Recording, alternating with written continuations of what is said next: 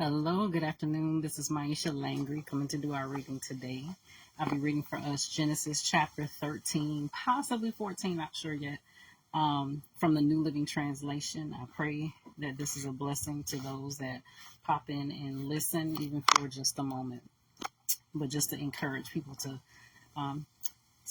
get in the Word and stay in the Word and learn who God is for yourself. So Genesis chapter 13. So Abram left Egypt and traveled north into the Negev, along with his wife and Lot and all that they owned. Abram was very rich in livestock, silver, and gold. From the Negev, they continued traveling by stages toward Bethel. And they pitched their tents between Bethel and Ai, where they had camped before. This was the same place where Abram had built the altar, and there he worshipped the Lord again. Lot, who was traveling with Abram, had also become very wealthy, with flocks of sheep and goats, herds of cattle, and many tents. But the land could not support both Abram and Lot, with all their flocks and herds living so close together. So disputes broke out between the herdsmen of Abram and Lot. At that time, Canaanites and Perizzites were also living in the land. Finally, Abram said to Lot, "Let's not allow this conflict to come between us or our herdsmen. After all, we are close relatives. The whole countryside is open to you. Take your choice of any section of the land you want, and we will separate. If you want the land to the left, then I'll take the land on the right. If you prefer the land on the right, then I'll go to the left." Lot took a long look at the fertile plains of the Jordan Valley in the direction of Zoar. The whole area was well watered everywhere, like the garden of the Lord or the beautiful land of Egypt. This was before the Lord destroyed Sodom and Gomorrah. Lot chose for himself the whole Jordan Valley to the east of them. He went there with his flocks and servants and parted company with his uncle Abram. So Abram settled in the land of Canaan. And Lot moved his tents to a place near Sodom and settled among the cities of the plain. But the people of this area were extremely wicked and constantly sinned against the Lord. After Lot had gone, the Lord said to Abram, "Look as far as you can see in every direction, north and south, east and west.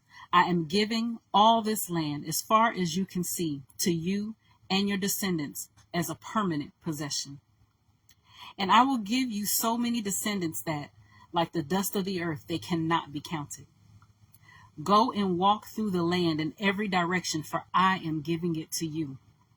So Abram moved his camp to Hebron and settled near the oak grove belonging to Mamre. There he built another altar to the Lord. And that was the end of Genesis chapter 13. And I'll go ahead and read Genesis chapter 14. About this time, war broke out in the region.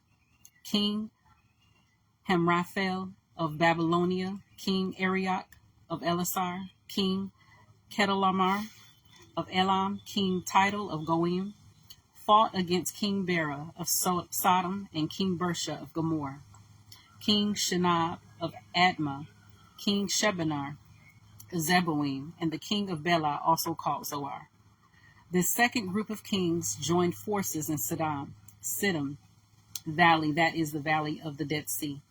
For 12 years they had been subject to the king Chedorlaomer, but in the 13th year they rebelled against him. 1 year later, Chedorlaomer and his allies arrived and defeated the Rephaites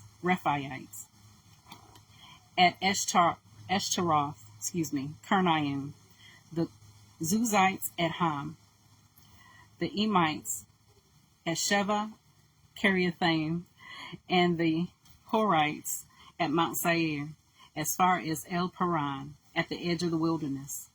Then they turned back and came to En Mishpat, now called Kadesh, and conquered all the territory of the Amalekites, and also the Amorites living in Hazan Tamar. Then the rebel kings of Sodom and Gomorrah, Admah, Zeboim, and Bela, also called Zoar, prepared for battle in the valley of the Dead Sea. They fought against King Chedorlaomer of Elam, King Tidal of Goim, King Amraphel of Babylonia, and King Arioch of Elasar, 4 kings against 5. As it happened, the valley of the Dead Sea was filled with tar pits. And as the army of the kings of Sodom and Gomorrah fled, some fell into the tar pits, while the rest escaped into the mountains. The victorious invaders then plundered Sodom and Gomorrah and headed for home, taking with them all the spoils of war and the food supplies. They also captured Lot, Abram's nephew, who lived in Sodom, and carried off everything he owned. But one of Lot's men escaped and reported everything to Abram in the Hebrew, who was living near the oak grove belonging to Mamre the Amorite. Mamre and his relatives Eshcol and Aner were Abram's allies. When Abram heard that his nephew Lot had been captured, he mobilized the 318 trained men who had been born into his household. Then he pursued Chedorlaomer's army until he caught up with them at Dan. There he divided his men and attacked during the night. Chedorlaomer's army fled, but Abram chased them as far as Hobah, north of Damascus. Abram recovered all the goods that had been taken, and he brought back his nephew Lot with his possessions and all the women and other captives. After Abram returned from his victory over Chedorlaomer and all his allies, the king of Sodom went out to meet him in the valley of Shaveh, that is the king's valley.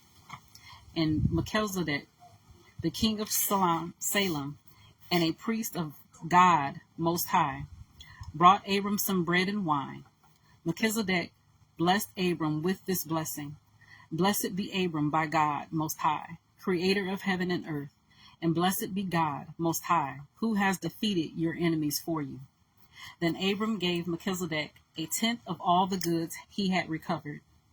The king of Sodom said to Abram, Give back my people who were captured, but you may keep for yourself all the goods you have recovered. Abram replied to the king of Sodom, I solemnly swear to the Lord, God Most High, creator of heaven and earth, that I will not take so much as a single thread or sandal thong from what belongs to you. Otherwise, you might say, I am the one who made Abram rich. I will accept only what my young warriors have already eaten, and I request that you give a fair share of the goods to my allies, Aner, Eshcol, and Mamre. And that was Genesis chapter 13, as well as Genesis chapter 14 from the New Living Translation. You guys have an amazing evening, and I'll see you prayerfully tomorrow.